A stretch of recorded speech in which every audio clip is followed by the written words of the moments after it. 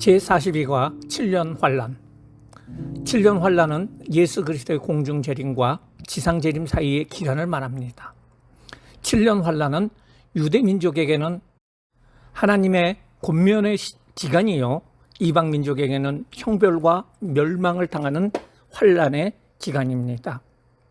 첫 번째, 7년 환란의 연대 계산법입니다. 다니엘의 70일의 의미에 대해서 먼저 알아야 되는데요. 다니엘서 9장 24절에 보면은 내 백성과 내 거룩한 성을 위하여 70일을 기한으로 정하였나니 허물이 그치며 죄가 끝나며 죄악이 용서되며 영원한 의가 드러나며 환상과 예언이 응하며 또 지극히 거룩한 이가 기름 부음을 받으리라 라는 말씀이 나옵니다. 여기서 나오는 70일의 해석은 종말에 대한 해석이라고 할 수가 있습니다. 여기에 대해서 여러 가지로 해석을 할 수가 있는데요. 일단은 한 일회를 7년으로 가르친다면 490년을 의미하게 됩니다. 이 예언은 다니엘이 예언한 내용으로 이스라엘의 회복과 세상의 종말까지의 기한이 70일이라고 말해주고 있습니다. 즉 이스라엘이 포로 생활을 하다가 귀환을 하게 되는데요. 귀환 이후에 일어나는 사건, 그리고 세상의 종말까지의 이야기를 말해주고 있습니다. 71회의 해석법에 대해서 결과적으로 전천연설과 후천연설과 무천연설이 나오게 됩니다. 모두 70일 중에서요, 느헤미야가 3차 귀국을 한 후에 성을 건립을 하게 됩니다. 그 걸렸던 기간이 49년입니다. 그것을 일회로 따지면 7일회라고 할 수가 있죠. 그 때가 BC 396년이었습니다. 그 이후에 434년, 즉 62일회가 지나게 되고요. 62일회가 지난 후에 AD 38년경에 예수 그리스도께서 공생애를 마치시고 죽이심을 당하시게 됩니다. 그리고 부활하시게 되죠. 그래서 앞에 7일회, 그 다음에 62일회로 해서 69일회가 도래하게 됩니다. 그 이후에 그리스도께서 공생애를 마치신 이후에 그 교회 역사는 과로 시대라고 할 수가 있습니다. 이제 마지막 때가 돼가지고 환란전 휴거가 일어나게 되고요.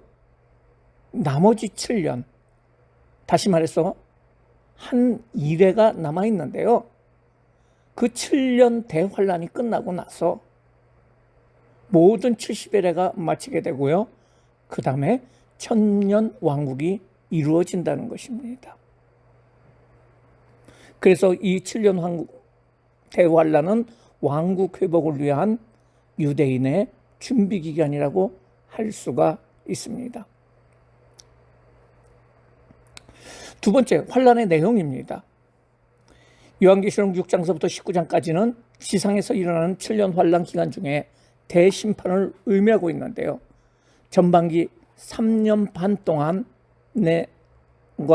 후반기 3년 반 동안의 모습이 나타날 수가 있어요.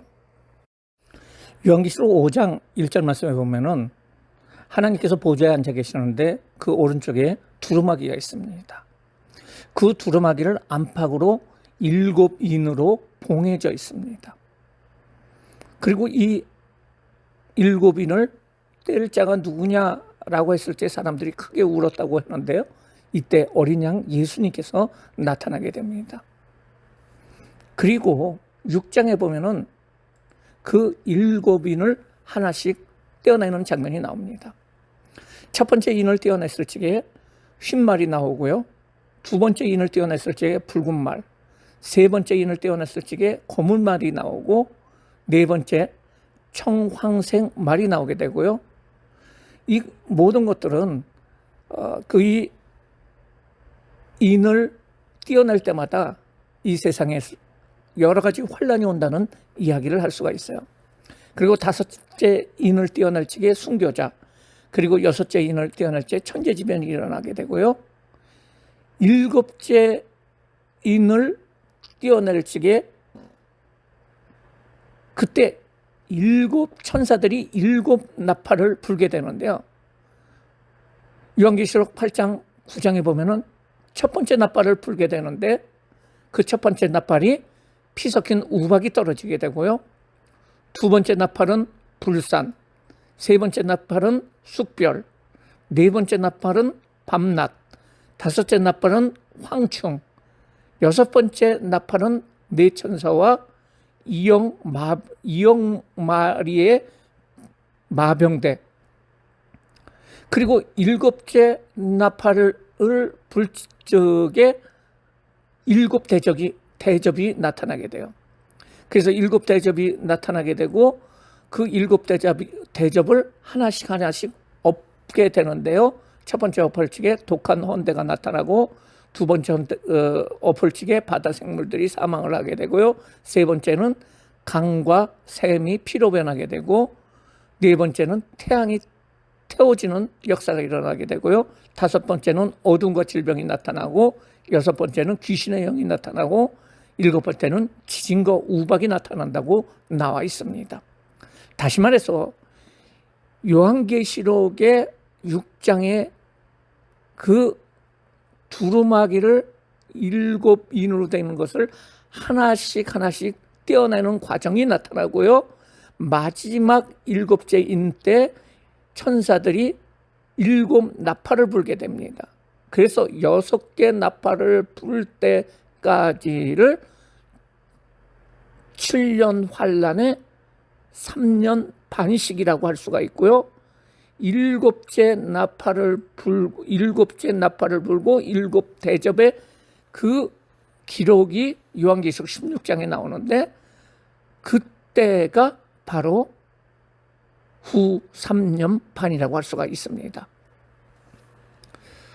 첫 번째, 전 3년 반 동안의 일입니다. 일곱 임봉한 세계 인을 떼어내게 됩니다. 첫 번째, 두 번째, 세 번째, 네 번째, 다섯 번째, 여섯 번째 인이 띄어지고요. 그리고 중간 상태가 됩니다. 요한계시록 7장입니다. 여기는 하나님이 인치는 역사가 일어나게 되고요. 그리고 8장 9장에는 일곱째 인이 띄어지면서 일곱 천사의 나팔이 나게 되는데요. 금향로를 가진 천사가 나타나고, 첫 번째 천사의 나팔, 두 번째 천사, 세 번째, 네 번째, 다섯 번째, 여섯 번째 천사의 나팔이 나타나게 되는데요.